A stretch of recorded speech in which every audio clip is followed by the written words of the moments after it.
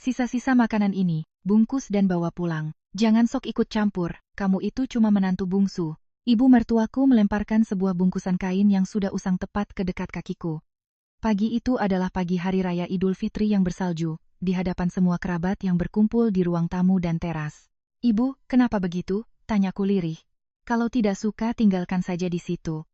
Suara ibu mertuaku terdengar dingin. Sangat berbeda dengan suaranya 5 menit yang lalu, ketika beliau memberikan kain batik tulis premium seharga 50 juta rupiah kepada menantu pertama dan keduanya sambil memuji, "Kalian memang menantu-menantu ibu yang hebat, terima kasih atas kerja keras kalian." Seketika ruang tamu menjadi hening. Beberapa orang memalingkan wajah, sementara yang lain menutup mulut menahan tawa. Mbak Rina dan Mbak Wati, kedua kakak iparku, memeluk batik mewah mereka dengan senyum kemenangan. Dengan tangan gemetar, aku memungut bungkusan kain itu. Sebuah bungkusan kain yang robek, usang, dan terlihat seperti sampah. Inilah yang aku dapatkan setelah merawat ibu mertuaku yang menderita demensia selama 5 tahun, siang dan malam tanpa henti. "Santi, cepat bawa pergi," desak ibu mertuaku. Aku tak sanggup lagi menahannya. Air mata tumpah ruah dan aku berlari keluar menuju gerbang. Samar-samar ku dengar suara bisik-bisik para kerabat di belakangku, tetapi telingaku seolah tuli. Malam itu, setelah kembali ke rumah, aku membuka bungkusan kain itu. Aku hanya ingin memastikan sisa makanan apa yang ada di dalamnya. Namun, apa yang keluar dari bungkusan itu adalah sesuatu yang tidak pernah mereka duga.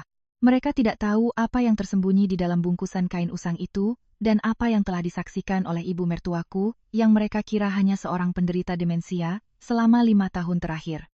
"Halo, nama saya Santi Dewi. Saya seorang ibu bekerja berusia 38 tahun yang bekerja sebagai perawat di RSUPN Dr. Cipto Mangunkusumo. Saya sudah menikah dengan suami saya, Bima, selama 10 tahun. Sejak 5 tahun yang lalu, ibu mertuaku tinggal bersama kami. Semua ini berawal ketika beliau didiagnosis menderita demensia.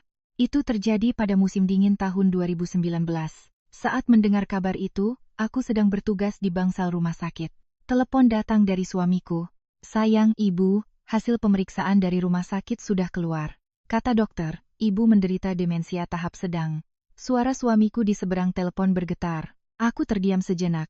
Sebagai seorang perawat, aku sering melihat pasien demensia. Aku tahu betul betapa beratnya jalan yang akan kami hadapi. "Mas, lalu bagaimana kata Mas Agung dan Mas Bayu?" tanyaku. Mereka berdua bilang sibuk. Mas Agung sibuk dengan bisnis propertinya, dan Mas Bayu sedang pusing mengurus pusat waralabanya. Mendengar itu, firasat buruk langsung menyelimutiku. Aku bisa merasakan bahwa beban perawatan ini pada akhirnya akan jatuh ke pundak kami. Beberapa hari kemudian, rapat keluarga diadakan di rumah orang tua di Depok. Rumah itu adalah sebuah apartemen tua yang usianya mungkin sudah lebih dari 30 tahun. Di ruang tamu, Mas Agung dan istrinya, Mbak Rina, serta Mas Bayu dan istrinya, Mbak Wati, sudah menunggu. Keempatnya duduk di sofa dengan pakaian rapi. "Santi, sudah datang?" sapa Mbak Rina sambil mengangguk ringan ke arahku, tanpa senyuman. "Itu hanya sapaan formalitas." "Iya, Mbak." "Ibu di mana?" "Ada di kamar. Akhir-akhir ini kesadarannya sering hilang timbul," sahut Mas Agung dengan nada berat. "Itulah sebabnya kita berkumpul hari ini. Kita harus bicara bagaimana cara merawat ibu." "Betul," timpal Mas Bayu. "Kita harus putuskan siapa yang akan merawat ibu." Namun, nada bicaranya terasa aneh dan tidak nyaman. Suasananya bukan untuk membahas bagaimana merawat, melainkan siapa yang akan merawat. "Mas-mas, mbak-mbak, jadi bagaimana baiknya kita merawat ibu? Apa sudah dipertimbangkan untuk panti jompo?" Suamiku bertanya dengan hati-hati. Namun, Mas Agung dengan tegas menggelengkan kepala. "Panti jompo tidak bisa. Kasihan ibu kalau tinggal di tempat seperti itu, beliau harus dirawat di rumah." "Kalau begitu, bagaimana kalau kita merawatnya bergantian? Sebulan sekali setiap keluarga," usul suamiku lagi. Kali ini, Mas Bayu yang menolak dengan mengibaskan tangan. "Rumah kami sempit. Belum lagi biaya sekolah anak-anak setiap bulan sudah sangat besar. Kalau ibu tinggal bersama kami, tempatnya tidak cukup." Saat itulah, Mbak Rina menatapku lurus dan berkata, "Lagi pula, Santi kan seorang perawat. Sebagai seorang ahli, bukankah Santi bisa merawat ibu dengan lebih baik?" Jantungku berdebar kencang. Aku tahu persis apa maksud di balik kata-kata itu. Itu adalah tekanan yang menyiratkan bahwa karena aku seorang perawat, sudah sewajarnya aku yang harus merawat ibu. "Mbak, saya juga bekerja 3 shift di rumah sakit. Tapi kan kamu punya pengetahuan medis, jadi jauh lebih baik." "Kami tidak tahu apa-apa," timpal Mbak Wati, ikut menekan. Aku menoleh ke arah suamiku, berharap dia akan mengatakan sesuatu. Namun, dia hanya menundukkan kepala dan diam 1000 bahasa. Rumah kalian juga yang paling luas, dan dekat dengan rumah sakit, jadi lebih praktis, kan? Kata Mas Agung. Aku kehilangan kata-kata. Rumah kami paling luas, apartemen tipe 70 yang kami sewa dengan susah payah ini. Lalu, apa Mas dan Mbak akan membantu? Seperti biaya rumah sakit atau biaya perawatan? Aku memberanikan diri untuk bertanya. Namun, jawaban yang kuterima sangat dingin. Kami juga sedang sulit keuangannya. Untuk sementara, biar Santi yang merawat dulu. Kalau ada apa-apa, nanti kabari saja, kata Mas Bayu. Setelah kalimat itu, rapat pun berakhir. Pada akhirnya, sudah diputuskan bahwa ibu mertuaku akan tinggal bersama kami. Di dalam mobil perjalanan pulang, aku bertanya pada suamiku. Mas, kenapa tadi diam saja? Apa Mas tidak merasa kalau mereka keterlaluan? Santi, aku tidak bisa berkata apa-apa. Bagaimana aku bisa membantah di depan kakak-kakakku? Tapi ini tidak adil kalau hanya kita yang menanggung semuanya. Apa merawat ibu itu namanya menanggung beban? Apa maksudmu? Suara suamiku meninggi. Aku tak bisa berkata-kata lagi. Di luar jendela, salju mulai turun dengan lembut. Sebulan kemudian, ibu mertuaku pindah ke rumah kami. Pada hari pemindahan barang, tak satu pun dari kakak-kakak iparku yang datang. Mereka hanya menelepon. Santi, titip ibu ya. Maaf kami tidak bisa datang. Kamu tahu kan kami sibuk?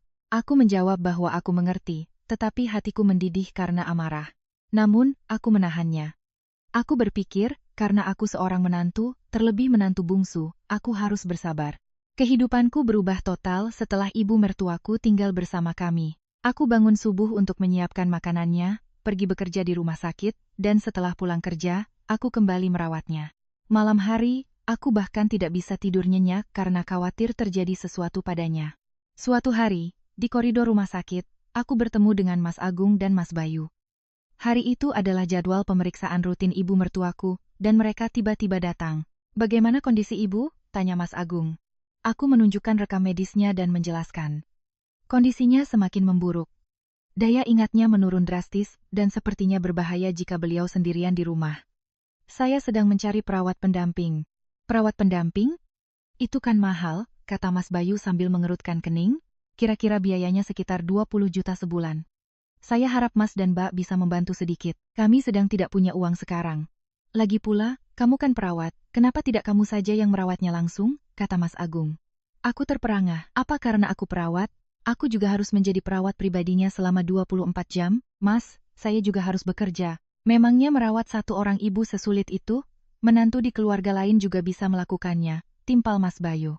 Aku merasa sesak napas. Namun, yang lebih mengejutkan adalah perkataan mereka selanjutnya. Ngomong-ngomong, bagaimana dengan aset ibu? Sudah diurus? Mas Agung tiba-tiba mengangkat topik harta. Kesehatan ibu bahkan belum selesai dibahas, tapi harta sudah menjadi prioritas mereka. Wah, kami tidak tahu Mas, jawab suamiku. Tidak tahu? Kalian kan tinggal serumah, bagaimana mungkin tidak tahu? Jangan-jangan kalian menyembunyikan buku tabungannya? Tuduh Mbak Wati dengan tatapan curiga. Tidak ada yang seperti itu. Ibu mengelolanya sendiri. Baiklah. Agar tidak ada sengketa nanti, sebaiknya kita perjelas dari sekarang. Mereka terus membicarakan harta hingga akhirnya pergi bahkan sebelum konsultasi dokter selesai. Mereka tidak bertanya satu kata pun tentang kondisi ibu atau apa yang beliau butuhkan. Ditinggal sendirian di koridor rumah sakit, aku bersandar di dinding dan menghela napas panjang. Inikah yang disebut keluarga? Orang-orang yang melimpahkan beban perawatan kepadaku dan hanya peduli pada harta, apakah mereka bisa disebut keluarga? Malam itu, aku berbaring di tempat tidur sambil menatap langit-langit. Aku merasa putus asa memikirkan berapa lama lagi hari-hari seperti ini akan berlanjut. Namun, saat itu aku belum tahu. Ini hanyalah permulaan. Di luar jendela, salju turun dengan lebat, butiran-butiran putih itu menumpuk dalam keheningan malam. Sama seperti rasa sakit hati yang menumpuk di dalam diriku. Musim dingin berlalu dan musim semi tiba, tetapi suasana di rumah kami tetap dingin. Kondisi ibu mertuaku semakin memburuk, dan aku bertahan dari hari ke hari, bolak-balik antara rumah sakit dan rumah. Menjelang Hari Raya Idul Fitri, sebuah pesan dari Mbak Rina muncul di grup WhatsApp keluarga. Semuanya, Lebaran nanti kita kumpul di rumah orang tua ya. Sudah lama kita tidak kumpul lengkap, aku menghela napas. Mereka adalah tipe kakak ipar yang hanya muncul saat hari raya. Di hari biasa, mereka tidak pernah menghubungi, tetapi saat hari raya, mereka berakting seolah-olah anak dan menantu yang paling berbakti. Pagi hari Lebaran, saat kami tiba di rumah orang tua di Depok, mereka sudah ada di sana. Mbak Rina dan Mbak Wati mengenakan busana yang sepertinya baru, mungkin dari desainer ternama. Ibu, selamat lebaran, mohon maaf lahir dan batin, kata Mbak Rina sambil mendekati ibu mertuaku dan memegang tangannya. Namun, yang aneh, Mas Agung mengabadikan momen itu dengan ponselnya. Mas, sedang apa? Tanya suamiku. Mas Agung menjawab sambil tersenyum. Harus diunggah ke media sosial dong. Momen berbakti seperti ini kan harus diabadikan. Aku tertawa sinis mendengarnya. Apakah berbakti itu hanya dilakukan saat difoto? Benar saja, kurang dari 10 menit kemudian, mereka sudah kembali duduk di sofa ruang tamu, sibuk dengan ponsel masing-masing, sementara ibu mertuaku sendirian di kamarnya. Santi, makanan ibu sudah kamu siapkan? Tanya Mbak Wati. Tentu saja, menyiapkan makanan adalah tugasku. Iya Mbak. Sebentar lagi saya sajikan. Saat aku menyiapkan makanan di dapur, aku mendengar percakapan mereka dari ruang tamu. Ngomong-ngomong, siapa yang pegang buku tabungan ibu? Itu suara Mas Bayu. Masa Santi yang pegang? Tidak bisa begitu, nanti bisa jadi masalah. Kita harus cek sendiri. Mereka lagi-lagi membicarakan harta. Kesehatan ibu sama sekali tidak ada dalam pikiran mereka. Aku membawa nampan berisi makanan ke kamar ibu.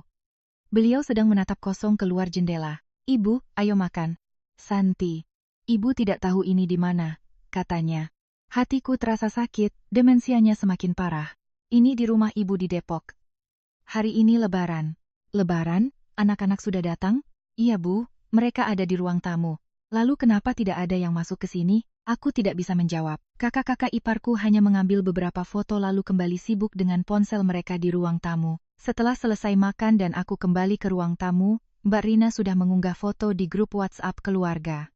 Menemani ibu di hari yang fitri, lebaran, bakti, cinta ibu, foto itu menunjukkan Mbak Rina sedang memegang tangan ibu. Tapi aku tahu, kurang dari 10 menit setelah foto itu diambil, dia sudah keluar dari kamar ibu. Santi, berapa biaya perawatan ibu sebulan?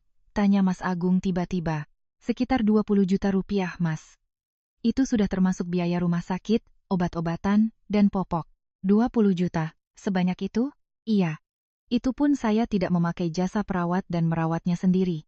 Mas dan Mbak, tidak bisakah membantu sedikit saja? Suamiku berkata dengan hati-hati.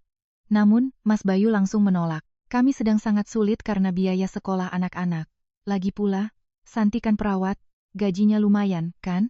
Tapi ibu kan orang tua kita bersama. Benar, orang tua kita bersama. Tapi bukankah wajar jika yang tinggal serumah menanggung lebih banyak?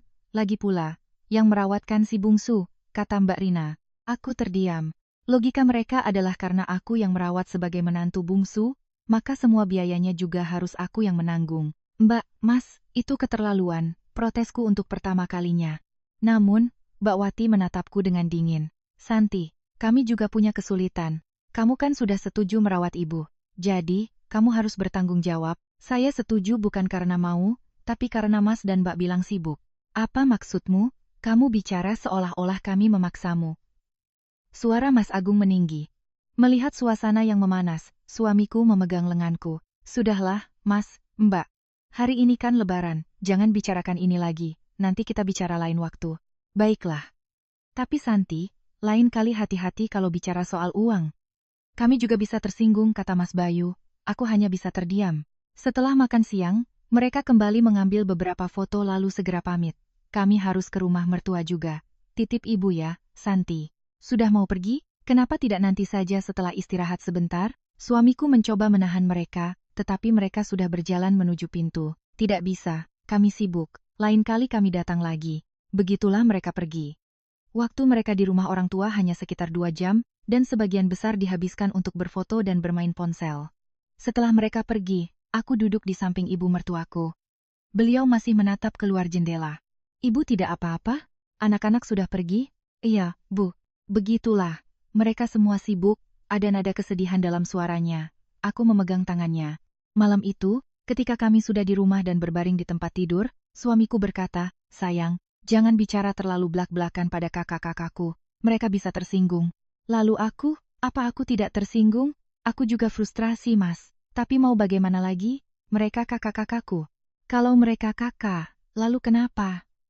Apa itu artinya berbakti hanya dengan foto lalu pergi tanpa memberi sepeser pun untuk biaya perawatan? Tetap saja, jangan meninggikan suara. Kita kan yang paling muda, Aku tidak lagi membantah perkataan suamiku. Percuma saja berdebat, kesimpulannya akan selalu sama. Karena kita yang paling muda, kita harus bersabar. Malam itu, aku kembali melihat grup WhatsApp keluarga. Foto yang diunggah Mbak Rina mendapat puluhan love dan komentar. Memang menantu idaman. Ibu terlihat bahagia sekali, keluarga yang patut dicontoh. Aku mematikan layar ponsel dan memejamkan mata. Di antara kepalsuan bakti di media sosial dan kenyataan yang dingin, aku merasa semakin lelah. Sekitar sebulan setelah Lebaran, kondisi ibu mertuaku menurun drastis. Beliau mengalami komplikasi radang paru-paru. Pukul 2 dini hari, ibu mulai terengah-engah, dan aku segera menelepon ambulans. Saat ambulans tiba, aku buru-buru berganti pakaian. Mas, cepat bangun. Aku membangunkan suamiku untuk pergi bersama ke rumah sakit. Instalasi gawat darurat, IGD, di RSUPN, Dr. Cipto, Mangunkusumo ramai, meskipun sudah dini hari. Keluarga pasien, silakan ke sini, panggil seorang perawat. Aku masuk dan melihat ibu terbaring di ranjang dengan masker oksigen. Radang paru-parunya sudah cukup parah. Perlu rawat inap, kata dokter jaga IGD. Aku mengangguk dan mengurus administrasi rawat inap. Aku merasa harus menghubungi kakak-kakak iparku. Pertama, aku menelepon Mas Agung. Halo? Mas, ibu ada di IGD karena radang paru-paru. Apa? Ini jam berapa? Parah? Iya, sepertinya harus dirawat inap. Baiklah, aku mengerti. Aku akan ke sana pagi nanti. Telepon pun ditutup. Aku juga menelepon Mas Bayu, tetapi reaksinya serupa. Aku ke rumah sakit pagi nanti. Sekarang aku lelah sekali. Sendirian menjaga ibu di IGD dini hari, aku merasa hampa. Kakak-kakak iparku tidak datang dengan alasan sibuk dan lelah, tapi kenapa aku harus berada di sini? Sekitar pukul 9 pagi, barulah mereka tiba. Mbak Rina dan Mbak Wati juga ikut. Bagaimana kondisi ibu? Tanya Mas Agung. Dengan suara lelah karena tidak tidur semalaman, aku menjawab, harus dirawat inap, radang paru-parunya parah. Berapa biaya rawat inapnya? Itu adalah pertanyaan pertama dari Mas Bayu. Bukan kondisi ibu, melainkan uang yang menjadi prioritasnya. Entahlah, belum tahu pastinya. Harusnya kamu cari tahu perkiraannya, kan? Supaya kita bisa bersiap-siap, kata Mas Agung, meskipun aku ragu apakah kita yang dia maksud termasuk dirinya. Kami pindah ke ruang tunggu keluarga di IGD. Kakak-kakak iparku mulai mengobrol sambil minum kopi. Ngomong-ngomong, urusan harta ibu bagaimana? Mas Bayu tiba-tiba mengangkat topik itu lagi. Ibu sedang berada di IGD, dan mereka malah membicarakan harta. Belum diurus kan? Santi, di mana buku tabungan atau surat-surat berharga ibu? Tanya Mbak Rina sambil menatapku. Ibu yang mengelolanya sendiri Mbak, saya tidak tahu. Tinggal serumah kok tidak tahu? Jangan-jangan kamu sembunyikan? Nada bicara Mbak Rina menjadi tajam. Aku merasa sangat jengkel. Mbak, kenapa saya harus menyembunyikannya? Saya benar-benar tidak tahu. Kalau begitu, harus kita periksa sekarang kan? Nanti repot kalau ada masalah, timpal Mbak Wati. Aku merasa sesak napas. Mas, Mbak, Ibu sedang di IGD. Apa pantas kita membicarakan ini sekarang? Suamiku untuk pertama kalinya memprotes mereka. Namun, Mas Agung berkata dengan tegas, justru karena itu kita harus memastikannya. Bagaimana kalau terjadi sesuatu pada ibu? Mas, itu keterlaluan. Apa yang keterlaluan? Kami juga punya hak. Kita bertiga punya hak yang sama, kata Mas Bayu. Aku memalingkan wajah. Aku tidak mau mendengarnya lagi. Saat itu, Mbak Rina mendekatiku dan berbisik, Santi, jangan salah paham dengan perkataan kami hanya ingin semuanya jelas, agar tidak ada sengketa nanti. Dan soal biaya perawatan, itu kan memang bagian si bungsu, kan? Karena kalian yang tinggal serumah dan merawatnya. Mendengar itu, amarahku memuncak. Jadi, perawatan adalah bagianku sebagai menantu bungsu, tetapi harta warisan harus dibagi rata untuk ketiga saudara? Mbak, itu. Kenapa? Kamu tidak puas? Mbak Rina menatapku tajam. Aku terdiam. Percuma saja membantah. Aku hanya akan dianggap sebagai menantu bungsu yang banyak bicara. Sore itu, ibu mertuaku dipindahkan ke ruang perawatan biasa. Kakak-kakak iparku hanya melihat-lihat sebentar lalu pamit. Kami ada urusan, jadi kami pulang dulu. Tolong jaga ibu baik-baik ya, Santi. Mas, lalu bagaimana dengan biaya perawatannya? Itu nanti saja kita bicarakan. Yang penting, ibu dirawat dengan baik dulu. Mas Agung berkata begitu lalu pergi, kakak ipar yang lain pun sama. Sendirian di kamar rawat, aku duduk di samping ibu. Beliau memakai selang pernapasan, dan aku menahan air mata di sampingnya. Malam itu, aku makan malam dengan onigiri dari minimarket di lobi rumah sakit. Suamiku sudah pulang karena ada urusan pekerjaan. Sambil duduk di meja minimarket, sebuah notifikasi SMS pembayaran kartu kredit masuk ke ponselku, pembayaran uang muka rumah sakit sebesar 50 juta rupiah. Aku membuka aplikasi catatan di ponselku dan mencatat jumlah itu, lengkap dengan tanggal, keterangan, dan nominalnya. Aku juga memfoto kwitansinya dan menyimpannya di folder khusus. Suatu saat nanti, catatan ini pasti akan berguna, batinku. Aku punya firasat bahwa kakak-kakak iparku yang tidak pernah mengeluarkan sepeser pun untuk biaya perawatan, suatu saat akan menuntut pembagian harta yang sama rata.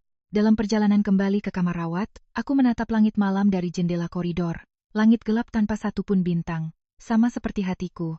2 bulan setelah ibu mertuaku keluar dari rumah sakit, Lebaran kembali tiba. Pagi hari Lebaran tahun 2024, di tengah cuaca dingin yang tak biasa. Santi, hari ini kita harus ke rumah orang tua. Semua kerabat berkumpul, kata suamiku. Aku menghela napas. Setiap kali hari raya, kakak-kakak iparku selalu mengumpulkan kerabat, tetapi semua persiapannya harus aku yang lakukan. Mas, aku kan baru selesai shift malam kemarin. Lelah sekali, tetap harus pergi. Kalau tidak, nanti mereka akan bicara macam-macam. Akhirnya, aku terpaksa ikut ke rumah orang tua. Saat membuka pintu, ruang tamu sudah penuh dengan sekitar 30 orang kerabat. Oh, menantu bungsu sudah datang, kata salah seorang kerabat senior, lebih seperti konfirmasi kehadiran daripada sapaan hangat. Ibu mertuaku keluar dari kamarnya. Anehnya, hari ini beliau terlihat sangat sadar. Tatapannya tajam, bukan tatapan bingung seperti penderita demensia pada umumnya. Semuanya sudah berkumpul ya, suara ibu menggema di ruang tamu. Semua kerabat langsung diam. Hari ini ibu memanggil kalian semua karena ada yang ingin ibu berikan kepada menantu pertama dan kedua. Ibu memanggil Mbak Rina dan Mbak Wati untuk maju, keduanya pun melangkah ke depan. Kalian berdua, selama ini sudah bekerja keras. Kalian memang menantu yang berbakti, kata ibu sambil tersenyum dan mengeluarkan 2 bungkusan kain besar. Beliau menyerahkannya masing-masing kepada Mbak Rina dan Mbak Wati. Silakan diterima. Ketika mereka membuka bungkusan itu, seruan kagum terdengar di seluruh ruangan. Isinya adalah setelan batik tulis premium. Siapapun bisa melihat bahwa itu adalah batik mewah yang harganya bisa mencapai 50 juta rupiah. Ibu, ini kan mahal sekali, kata Mbak Rina dengan pura-pura rendah hati, meskipun wajahnya penuh senyum. Tidak apa-apa. Untuk menantu-menantu ibu yang berbakti, ini pantas kalian dapatkan. Atas pujian itu, Mbak Rina dan Mbak Wati berulang kali mengucapkan terima kasih. Para kerabat pun ikut memuji, memang bedanya menantu yang berbakti. Ibu beruntung sekali punya menantu seperti mereka. Aku hanya berdiri di sudut, menyaksikan pemandangan itu. Selama 5 tahun aku yang merawat ibu, tetapi yang menerima batik mewah adalah mereka yang hanya datang sesekali saat hari raya. Saat itu, ibu mertuaku menatapku. Jantungku berdebar. Apakah beliau akan memberikanku sesuatu juga? Santi, kamu juga, kemari. Aku maju dengan hati berdebar. Ibu melemparkan sebuah bungkusan kain ke arahku. Ya, tepatnya melemparkan. Bungkusan itu jatuh begitu saja di dekat kakiku. Kainnya lusuh dan robek. Sangat berbeda dengan yang diterima kakak-kakak iparku, bungkusan ini lebih mirip kain lap. Sisa-sisa makanan ini, bungkus dan bawa pulang, suara dingin ibu kembali terdengar. Dan ingat, jangan sok ikut campur, kamu itu cuma menantu bungsu. Sadari posisimu. Seketika, ruangan menjadi hening. Sekitar 30 pasang mata menatapku. Beberapa memalingkan wajah, beberapa lagi menahan tawa. Aku membeku. Tanganku gemetar, napasku sesak. Mbak Rina dan Mbak Wati pura-pura tidak melihat dan kembali membungkus batik mereka. Mas Agung dan Mas Bayu menatap keluar jendela, menahan senyum. Mas. Aku menoleh pada suamiku, berharap dia akan mengatakan sesuatu. Namun, suamiku hanya menunduk, diam. Santi, tunggu apa lagi? Tidak mau dibawa? Kata ibu lagi. Dengan tangan gemetar, aku memungut bungkusan itu. Ibu, apa salah saya? Salah? Kamu tahu apa? Lakukan saja apa yang kuperintahkan. Aku tak sanggup lagi. Air mata tumpah ruah, maafkan saya. Aku memeluk bungkusan itu dan berjalan menuju pintu keluar. Saat melewati ruang tamu, aku mendengar bisikan para kerabat. Menantu bungsu itu salah apa ya? Entahlah, pasti ada sesuatu, mungkin baktinya kurang. Wajahku terasa panas. Aku membuka pintu dan keluar. Salju turun. Butiran-butiran putih itu meleleh di wajahku. Entah itu butiran salju atau air mata, aku tak bisa membedakannya. Aku berdiri di depan rumah, menatap bungkusan di tanganku. Bungkusan robek dan usang. Aku bahkan tak punya keinginan untuk melihat isinya. Setelah beberapa lama berdiri termangu, suamiku keluar. Sayang, ayo pulang. Aku menepis tangannya dan mulai berjalan lebih dulu. Jejak kakiku tercetak di atas salju, satu persatu. Selama perjalanan pulang, aku tak mengucapkan sepatah kata pun. Suamiku juga tak berani memulai pembicaraan dan hanya fokus menyetir. Sesampainya di rumah, aku melempar bungkusan itu ke lantai ruang tamu. Aku masuk ke kamar dan menutup pintu. Berbaring di tempat tidur, aku menatap langit-langit. Semua momen selama 5 tahun merawat ibu terlintas seperti film. Mengganti popoknya di pagi buta, membayar tagihan rumah sakit dengan kartu kreditku, diremehkan oleh kakak-kakak iparku, kebisuan suamiku, dan hari ini, bungkusan kain usang yang dilemparkan di hadapan puluhan kerabat. Aku membenamkan wajah di bantal dan menangis tanpa suara. Leherku tercekat, dadaku terasa akan meledak. Kenapa aku ada di sini? Kenapa aku harus diperlakukan seperti ini? Tak ada jawaban, hanya salju yang terus turun di luar jendela. Malam itu, aku merasa harga diriku hancur lebur. Aku merasa dibuang oleh orang-orang yang kuanggap keluarga. Tapi saat itu, aku belum tahu. Aku belum tahu apa isi bungkusan kain usang itu, dan bagaimana hal itu akan mengubah hidupku selamanya. Malam itu, aku hanya bisa menatap bungkusan kain yang tergeletak di ruang tamu. Aku tak berani menyentuhnya, membayangkan harus memeriksa sisa makanan di dalamnya, hanya akan membuat penghinaan hari ini terasa lebih nyata. Namun, akhirnya aku memungutnya. Aku harus membuangnya, jadi setidaknya aku harus tahu isinya. Saat membuka ikatan kain itu, napasku tercekat. Isinya bukan makanan, isinya adalah tumpukan dokumen. Dengan tangan gemetar, aku mengeluarkannya satu persatu. Sertifikat hak milik, buku tabungan, akta kepemilikan saham, dan sepucuk surat. Apa ini? Dokumen pertama adalah 2 sertifikat hak milik untuk apartemen baru di BSD City, Tangerang. Atas nama ibu mertuaku, 2 unit apartemen tipe 84. Dokumen kedua adalah akta kepemilikan 30% saham sebuah gedung komersial di kawasan SCBD, Jakarta. Dokumen ketiga adalah 5 buku tabungan deposito, masing-masing berisi 500 juta rupiah. Total 2,5 miliar rupiah. Terakhir, aku membuka surat itu, tulisan tangan ibu mertuaku, meskipun gemetar, tulisannya jelas. Santi anakku, 5 tahun ini, kamu benar-benar sudah bekerja keras. Ibu melihat semuanya sambil berpura-pura demensia. Ibu melihat betapa lelahnya kamu, dan betapa kejamnya kakak-kakak iparmu padamu. Menantu pertama dan kedua hanya datang saat lebaran untuk berfoto. Mereka tidak pernah membayar sepeser pun biaya rumah sakit, tapi hanya bicara soal harta. Tapi kamu berbeda. Kamu mengganti popokku di pagi buta, membayar biaya rumah sakit dengan uangmu sendiri, dan selalu memegang tanganku bahkan saat tak ada orang yang melihat. Kamulah anak perempuan sejatiku. Hari ini, ibu melemparkan bungkusan kain usang itu sebagai ujian terakhir. Ibu ingin melihat apakah kamu cukup kuat untuk menahan penghinaan itu, dan kamu berhasil melewatinya. Harta di dalam bungkusan ini semua milikmu. 2 apartemen di BSD, saham gedung di SCBD, dan deposito 2,5 miliar. Semua surat-surat untuk mengalinamakannya atas namamu sudah ada di notaris. Jangan berikan sepeser pun pada kakak-kakak iparmu. Mereka hanya mengincar hartaku, bukan mencintaiku. Anak perempuan sejatiku hanyalah kamu. Ibu sayang padamu, dan maafkan ibu. Ibu. Air mataku tak berhenti mengalir saat membaca surat itu. Ibu mertuaku berpura-pura demensia. Beliau mengamati semuanya selama 5 tahun, dan beliau mengujiku. Ibu. Aku memeluk surat itu dan terduduk lemas. Penghinaan yang kuterima hari ini ternyata adalah ujian terakhir. Saat itu, suamiku keluar dari kamar. Sayang, sedang apa? Kenapa menangis? Aku menunjukkan surat dan dokumen-dokumen itu padanya. Suamiku memeriksanya satu persatu. Wajahnya pucat pasi. Ini sungguhan? Iya, ini dari ibu. 2 apartemen di BSD, saham di SCBD, deposito 2,5 miliar, ini totalnya bisa lebih dari 15 miliar. Suamiku tak bisa berkata-kata. Setelah membaca surat itu, matanya memerah. Ibu berpura-pura demensia? Iya, selama 5 tahun, beliau melihat semuanya. Jadi, saat beliau memberikan batik dan melempar bungkusan kain itu juga ujian terakhir? Suamiku meletakkan surat itu dan memelukku. Sayang, maafkan aku. Aku selalu membela kakak-kakakku dan tidak bisa berbuat apa-apa saat kamu kesulitan. Tidak apa-apa. Sekarang sudah tidak apa-apa. Aku menangis di dalam pelukannya. Air mata yang bercampur antara rasa sakit hati, sedih, dan anehnya, kebahagiaan. Setelah tangisku reda, aku kembali memeriksa dokumen-dokumen itu. Mas, kita harus segera ke kantor notaris. Kita harus pastikan surat-surat yang ibu maksud benar-benar ada. Sekarang? Iya, harus segera. Sebelum kakak-kakakmu curiga. Malam itu juga, Aku menghubungi kantor notaris dan membuat janji untuk Senin pagi. Selama akhir pekan, tidak ada kabar dari keluarga besar. Baik kakak ipar maupun ibu mertua, tak ada yang menghubungiku. Aku merasa itu justru sebuah keberuntungan. Aku butuh waktu untuk mempersiapkan semuanya dengan tenang. Senin pagi, aku mendatangi kantor notaris. Seorang notaris paruh baya menyambutku. Ibu Santi Dewi, kan? Ibu Ratna sudah memberitahu saya sebelumnya. Benarkah surat-surat itu ada, Pak? Tentu saja. Silakan lihat.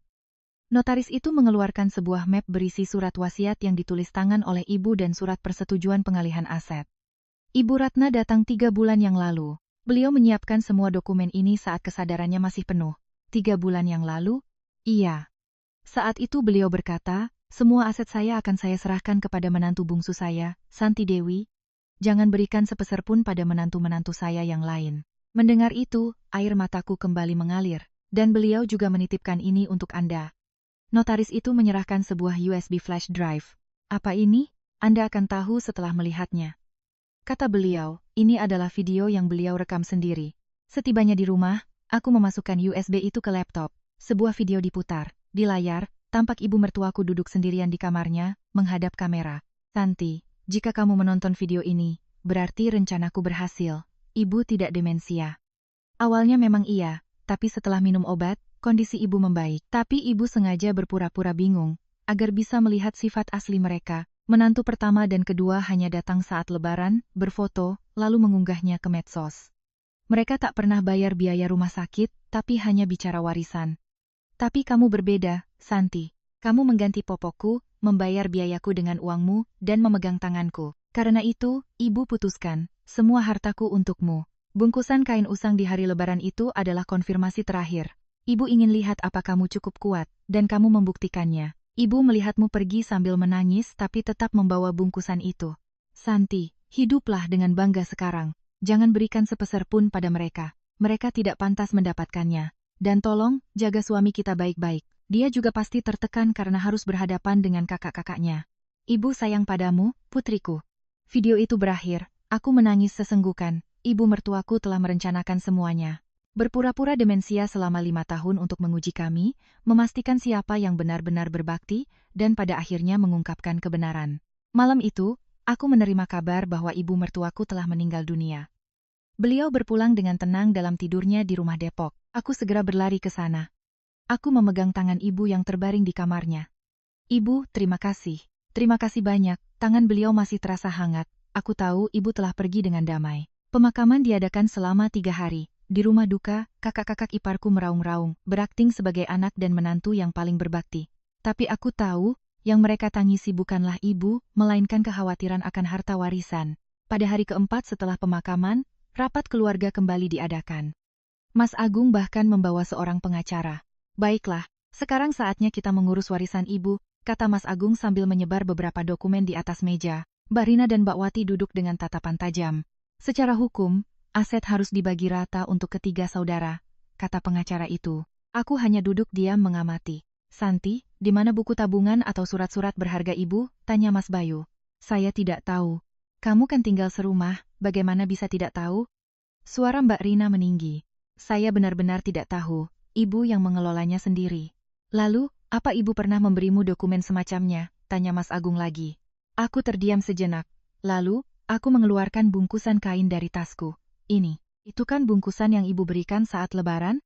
Yang isinya sisa makanan? Iya, apa isinya? Tanya Mbak Wati sambil menunjuk bungkusan itu. Aku membukanya. Sertifikat hak milik, buku-buku tabungan, dan akta saham tumpah keluar. Apa ini? Mas Agung mengambil dokumen-dokumen itu. Wajahnya memucat, tangannya mulai gemetar. Apartemen BSD 2 unit, saham SCBD, kenapa semuanya atas nama Santi? Pengacara itu memeriksa dokumen-dokumen itu dan mengangguk. Benar, sepertinya ini adalah hibah yang diberikan oleh almarhumah semasa hidupnya kepada Ibu Santi. Tidak mungkin, ini tidak sah. Ibu kan demensia, teriak Mas Bayu. Hibah dari penderita demensia tidak memiliki kekuatan hukum. Saat itu, aku mengeluarkan dokumen lain dari tasku. Kalau begitu, tolong lihat ini. Itu adalah surat keterangan sehat dari dokter dan akta notaris yang telah disahkan. Dokumen itu menyatakan bahwa pada saat membuat surat hibah, ibu mertuaku berada dalam kondisi sadar penuh dan telah menjalani tes kemampuan kognitif di hadapan notaris. Ini tanggalnya 3 bulan yang lalu, kata pengacara itu sambil memeriksa dokumen. Saat itu, ibu meminum obat demensianya dan berada dalam kondisi sadar penuh. Beliau datang sendiri ke kantor notaris. Bohong, kami tidak tahu soal itu, teriak Mbak Wati. Wajar jika Mbak tidak tahu, karena ibu hanya memberitahu saya, jawabku dengan tenang. Lalu, aku mengeluarkan USB itu. Dan ini juga. Video yang direkam langsung oleh ibu. Di sini ada wasiat asli dari beliau. Putar, Mas Agung merebut USB itu dan memutarnya di laptop. Wajah ibu muncul di layar. Saya dalam keadaan sadar penuh. Video ini adalah untuk menyatakan wasiat saya yang sesungguhnya. Seluruh harta saya hibahkan kepada menantu bungsu saya, Santi Dewi. Alasannya sederhana. Selama 5 tahun, hanya Santi yang tulus merawat saya. Menantu pertama dan kedua hanya datang saat lebaran untuk berfoto. Mereka tidak pernah membayar biaya perawatan. Tapi hanya bicara warisan. Tapi Santi berbeda. Video itu terus memutar semua alasan ibu, menegaskan bahwa hanya Santi yang berhak atas hartanya. Setelah video selesai, ruang tamu menjadi hening. Ini rekayasa. Santi pasti mengancam ibu untuk membuatnya. Teriak Mbak Rina, tapi suaranya sudah tidak berdaya. Apa ada bukti saya mengancam? Tanyaku tenang. Lalu kamu, apa kamu punya bukti telah merawat ibu selama 5 tahun? Tantang Mas Bayu. Aku mengeluarkan sebuah map tebal dari tasku. Ada kuitansi biaya rumah sakit selama 5 tahun, kuitansi obat, bukti pembelian popok, dan jurnal perawatan harian. Semuanya ada di sini. Saat map itu kubuka, ribuan lembar kuitansi tumpah keluar. Dan ini adalah riwayat transfer bank dari ibu kepada Mas dan Mbak. Selama 5 tahun, ibu mentransfer uang untuk biaya sekolah dan biaya hidup kalian. Aku mengeluarkan dokumen lain. Totalnya, Mas Agung menerima 350 juta, dan Mas Bayu 280 juta. Tapi kalian tidak pernah membayar biaya perawatan sepeser pun. Pengacara mereka memeriksa dokumen itu dan mengangguk. Ini secara hukum bisa menjadi masalah. Anda memiliki kewajiban merawat orang tua, tapi justru terus menerima uang. Bukan begitu, kami juga membantu semampu kami, teriak Mas Agung. Aku mengeluarkan dokumen lain lagi. Kalau begitu, ini apa? Ini riwayat penggunaan kartu kredit kalian. Di hari ibu masuk rumah sakit, kalian sedang berbelanja di mall. Ini pelanggaran privasi. Teriak Mbak Rina. Bukan pelanggaran privasi, tapi bukti. Ini semua data yang ibu berikan pada saya. Ibu mertuaku diam-diam telah mengumpulkan semua catatan itu selama 5 tahun. Apa yang mereka lakukan, apa yang mereka katakan, semuanya tercatat. Berdasarkan semua bukti ini, keputusan hibah dari almarhumah sangat masuk akal dan sah, simpul pengacara itu. Kami akan gugat. Kalian pikir kami akan diam saja? Ancam Mas Bayu? Aku tersenyum. Silakan gugat. Saya sudah siap. Semua catatan 5 tahun ada di sini. Rapat hari itu berakhir begitu saja. Kakak-kakak iparku keluar dengan wajah penuh amarah. Suamiku untuk pertama kalinya berdiri di sampingku dan berkata kepada mereka, Mas, ini salah kalian. Apa kalian tahu betapa menderitanya istriku selama 5 tahun? Kalian hanya datang saat lebaran untuk foto. Kamu bahkan tidak membela kami? Suamiku menggeleng. Aku tidak membela siapa-siapa. Aku membela yang benar, dan aku membela istriku. Setelah itu suamiku menggenggam tanganku dan kami keluar. Seperti yang mereka katakan, mereka mengajukan gugatan. Mediasi dijadwalkan di pengadilan. Pada hari mediasi, aku membawa semua bukti, kuitansi, jurnal perawatan, rekaman suara, dan video ibu. Di ruang mediasi, kakak-kakak iparku dan pengacara mereka sudah menunggu dengan wajah percaya diri. Kami ingin pembagian yang adil, dibagi 3, kata pengacara mereka. Namun, setelah memeriksa dokumen-dokumenku, mediator menggelengkan kepala. Surat hibah ini sangat jelas dan telah disahkan oleh notaris. Tapi beliau penderita demensia, protes Mbak Rina. Mediator menunjukkan surat keterangan sehat. Pada saat hibah dibuat, beliau dalam kondisi sadar penuh. Saat itu, pintu ruang mediasi terbuka. Bude Lastri, kakak kandung ibu mertuaku, masuk. Bude. Aku terkejut. Santi, Bude datang sebagai saksi. Bude Lastri duduk dan mengeluarkan sebuah map. Adikku, Ratna, menitipkan ini padaku. Dia menyebutnya map catatan kebenaran. Di dalamnya ada riwayat transfer bank. Selama 5 tahun, mereka tidak pernah mengirim uang untuk biaya rumah sakit. Sebaliknya, mereka terus meminta uang. Itu karena kami sedang sulit. Dalih Mas Bayu. Bude Lastri mengeluarkan foto-foto liburan mereka di Bali yang diunggah di media sosial. Sulit? tapi bisa liburan ke Bali, adikku menyimpan semua ini. Kemudian, Bude mengeluarkan rincian biaya perawatanku. Totalnya 800 juta. Santi membayar semuanya sendiri dengan uangnya. Mediator mengangkat alis. Anda menanggung 800 juta sendirian? Benar, Pak. Semua kwitansinya ada di sini, kataku sambil menyerahkan map tebalku. Dan ini yang terpenting, kata Bude Lastri, mengeluarkan dokumen notaris terakhir. Adikku sudah menetapkan bahwa 800 juta yang dikeluarkan Santi harus dibayarkan terlebih dahulu dari aset warisan. Dan sisanya dihibahkan sepenuhnya kepada Santi. Mediator mengangguk. Ini dokumen yang sah secara hukum. Tidak mungkin. Kami tidak tahu, teriak Mas Agung. Tidak tahu itu salah kalian. 5 tahun kalian kemana saja? Balas Bude Lastri dengan dingin. Bude kemudian memutar rekaman suara yang direkam diam-diam oleh ibu, berisi percakapan kakak-kakak iparku yang meremehkan perawatan dan hanya fokus pada harta. Wajah mereka pucat pasi. Aku juga menambahkan bukti tangkapan layar media sosial mereka yang menunjukkan kunjungan 10 menit mereka saat lebaran. Semua bukti itu membuat posisi mereka tak terbantahkan. Gugatan itu akhirnya mereka cabut, tidak ada harapan untuk menang. Setelah keluar dari ruang mediasi, Bude Lastri memegang tanganku.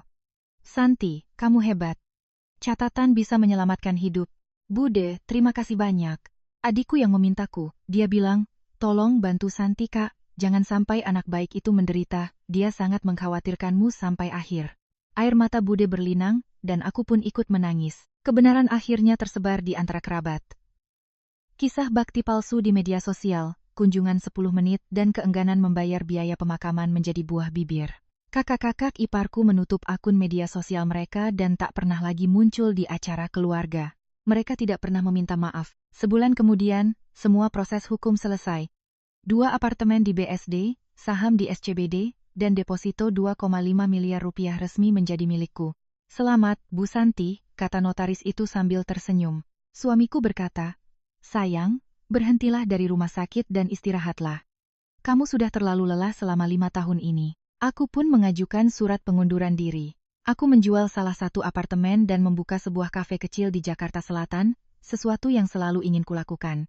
Kafe itu kuberi nama Taman Ibu, untuk mengenang ibu mertuaku. Pada hari pembukaan, Bude Lastri datang membawa bunga. Santi, selamat ya. Sekarang hiduplah untuk dirimu sendiri. Di dinding kafe, aku menggantung bungkusan kain usang itu dalam sebuah bingkai.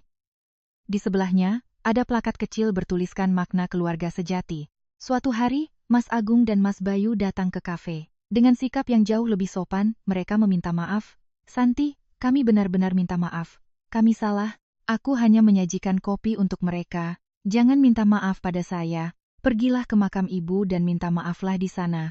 Pikirkan betapa kalian telah mengecewakan beliau. Dan untuk kedepannya, tolong jangan ikut campur dalam urusan keluarga kami. Setelah mereka pergi, suamiku menggenggam tanganku. Kamu hebat, sayang, sudah tegas.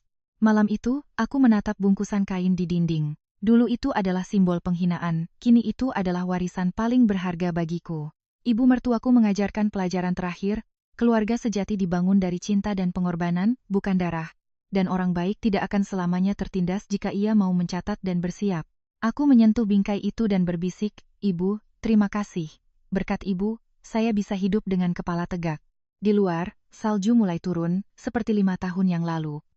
Tapi kini rasanya berbeda. Dulu dingin dan sepi, sekarang hangat dan damai.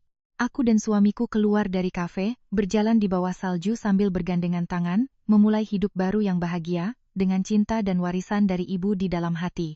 Bungkusan kain itu akan selamanya tergantung di sana, untuk mengingatkan semua orang, bahwa pada akhirnya, orang baik akan menang.